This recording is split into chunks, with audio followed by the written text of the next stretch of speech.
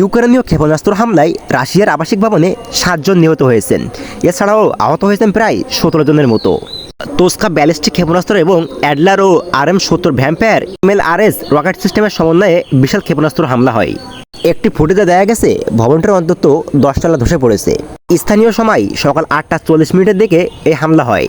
এতে অন্তত 12টি ক্ষেপণাস্ত্র ব্যবহার করা হয়। দক্ষিণ গাজার নিম্ন সীমান্তের কাছে ইসরায়েলি বাহিনী অভিযান চালাচ্ছিল। এ সময় ট্যাঙ্কার নিয়ে যাওয়ার পথে বোলতা ট্রাকে আঘাত লাগে। এরই মাঝে বোলতার কামড় খেয়ে 12 জন সেনা হাসপাতালে ভর্তি হয়েছেন। সেনাদের মধ্যে একজনকে নিবিড় পরিচর্যা করার জন্য আইসিইউতে রাখা হয়েছে এবং বাকিদের অবস্থা আশঙ্কামুক্ত।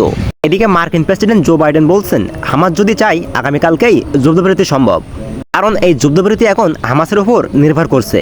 কেননা জো বাইডেন গাজায় ইসরায়েলি বাহিনীর অভিযান নিয়ে আপত্তি জানিয়েছেন। এছাড়াও তিনি ইসরায়েলে অস্ত্র সরবরাহের স্থগিতা দিয়েছেন। পাকিস্তানে নিরাপত্তা বাহিনীর উপর হামলায় 7 জন নিহত হয়েছেন। তেহসিল দত্ত খোলা রাসান খেল এলাকা থেকে এ হামলা চালানো হয়। সেখানে বোমা নিষ্ক্রিয় দলকে লক্ষ্য করে বিস্ফোরক ডিভাইস বিস্ফোরণ ঘটানো হয়। এর কিছুক্ষণ পরেই জঙ্গি এবং নিরাপত্তা বাহিনীর মধ্যে গোলাগুলি হয়। এতে করে 5 জন নিরাপত্তারক্ষী নিহত হয়েছেন। আহত হয়েছেন আরও 2 জন। মিরালি সীমানে দেশটির নিরাপত্তা চৌকিতে আরও একটি জঙ্গি হামলা হয়। এতে নিরাপত্তা বাহিনীর আরও 2 জন সেনা নিহত হন। হামলার পরপরই নিরাপত্তা বাহিনী ওই 2 এলাকায় ঘিরে রাখে এবং তল্লাশি শুরু করে। নতুন করে 3টি দেশের জন্য ই ভিসা চালু করল সৌদি আরব। আর এই 3টি দেশ মিলিয়ে সৌদিতে মোট 66টি দেশের নাগরিকরা এই সুবিধা পাবেন। আর সেই 3টি দেশ হলো যুক্তরাষ্ট্র, যুক্তরাজ্য এবং ইউ এর বাসিন্দারা। সেসব অঞ্চলের পর্যটন ভিসাধারীরাও সৌদিতে পর্যটন ভিসা পাবেন। উদ্ভুক্ত দেশের স্থায়ী বাসিন্দাদের পর্যটন, উমরা পালন সহ পরিবার এবং বন্ধুদের সাথে দেখা করা, বিভিন্ন ইভেন্ট প্রদর্শনী ও সম্মেলনে অংশ নেওয়ার জন্য সৌদির ভিসা পাওয়া যাচ্ছে। আফগানিস্তানে বন্যায় নিহত ছাড়ালো 150 জনের মতো।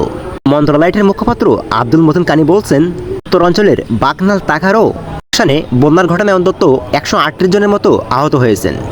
মাঝে হেলিকপ্টার পাঠিয়েছে তালেবান সরকার। বিভিন্ন স্থানে অনেক বেসামরিক নাগরিকও আটকে পড়েছে। আফগানিস্তানে বন্যায় সবথেকে বেশি ক্ষতিগ্রস্ত হয়েছে বাকলান প্রদেশে।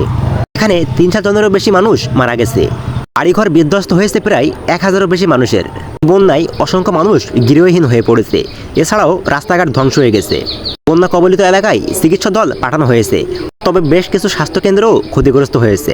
বাকনালের প্রাকৃতিক দুর্যোগ ব্যবস্থার প্রধান আব্দুল্লাহ হামদাদ এফপিকে জানান, বন্যায় মৃত্যুর সংখ্যা আরও বাড়তে পারে।